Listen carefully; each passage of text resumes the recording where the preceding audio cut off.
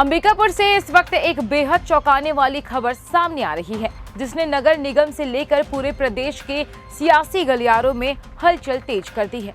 सरगुजा संभाग के सबसे प्रमुख और हाई प्रोफाइल नगर निगम अंबिकापुर की महापौर मंजूषा भगत का एक कथित ऑडियो क्लिप इन दिनों सोशल मीडिया पर तेजी से वायरल हो रहा है।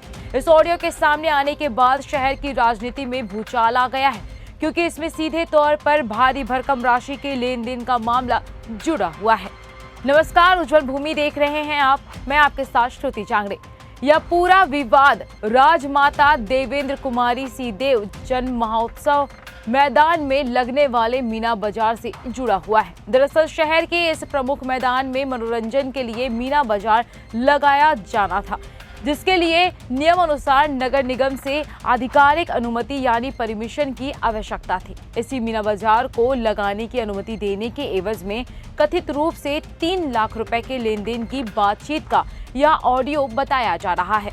जैसे ही यह कथित ऑडियो क्लिप सोशल मीडिया के अलग अलग प्लेटफॉर्म्स और व्हाट्सएप ग्रुप में वायरल हुई, नगर निगम प्रशासन की साख पर सीधे सवाल खड़े होने लगे और विपक्ष को भी बैठे बिठाए एक बड़ा मुद्दा मिल गया।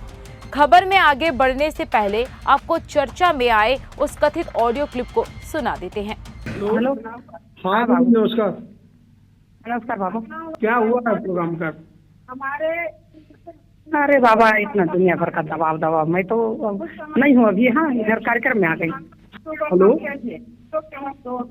अभी तो कुछ नहीं हुआ है, लेकिन नहीं होगा तो आप जो है मेरे पैसे को दीजिए। अब चूंकि मेरे पास इतना पैसा नहीं है कि मैं जिला टैक्सी को 3 लाख रुपए अलग से दूं और इनको अलग से दूं। उस कला केंद्र के ग्राउंड में अफीम की खेती हम करने वाले नहीं हैं।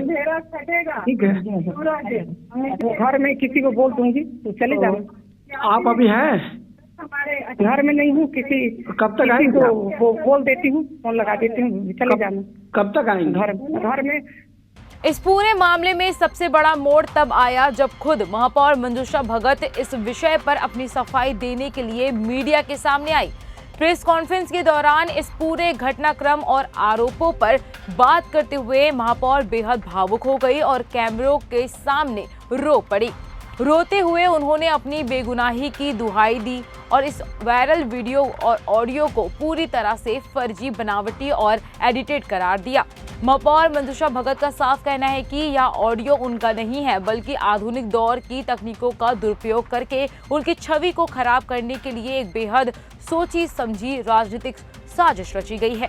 उन्होंने कहा कि एक महिला और आदिवासी नेतृत्व को दबाने और उनकी सामाजिक साख को ठेस पहुंचाने के उद्देश्य से ही यह पूरा ताना बाना बुना गया है। कल 21 तारीख की शाम के किसी व्यक्ति के द्वारा मेरे पास फ़ोन आया। उन्होंने बताया कि दीदी, इंटरनेट में, फेसबुक में सब आपके द्वारा किसी ने ऑडियो जारी किया है और आपके खिलाफ। तो मैंने जाके वहाँ फेसबुक और इंस्टाग्राम में जाके देखा तो मेरे को बिल्कुल पहले तो एकदम समझ में नहीं आया, ऐसे टेंशन में आ गई। लेकिन कहीं से मुझे नहीं लगता कि वो मेरी आवाज़ है कि हमारे द्वारा कभी ऐसे बात हुई है। पर मुझे वैसे फिर अचानक मैं टेंशन में आई, किसी न किसी का तो षड्यंत्र ही होगा।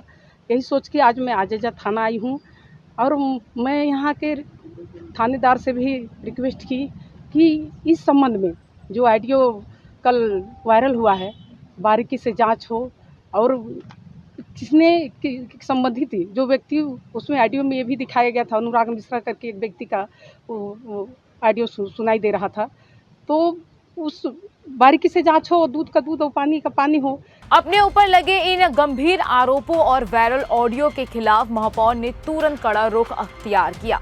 वे सीधे अंबिकापुर के कोतवाली थाने पहुंची और अज्ञात साजिशकर्ताओं के खिलाफ एक लिखित शिकायत दर्ज कराई।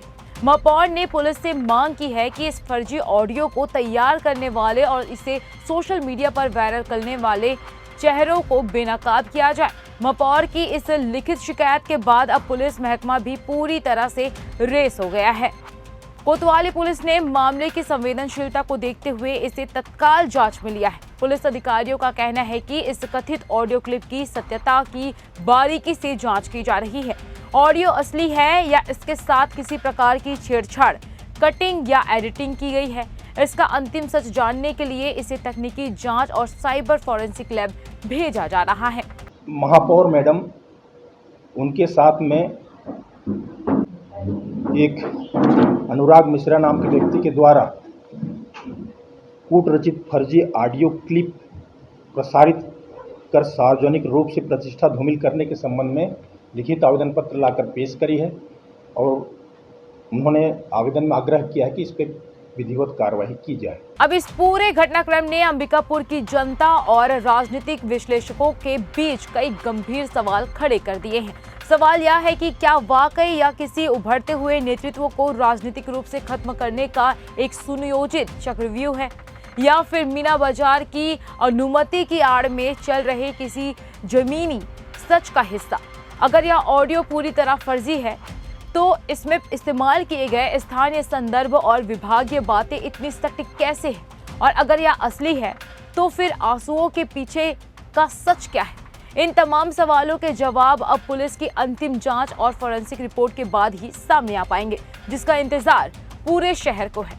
इस कथित ऑडियो क्लिप को और महापौर की आंसुओं में सच किसके साथ खड़ा नजर आता है? अपनी राय हमें कमेंट बॉक्स पर जरूर लिखकर बताएं।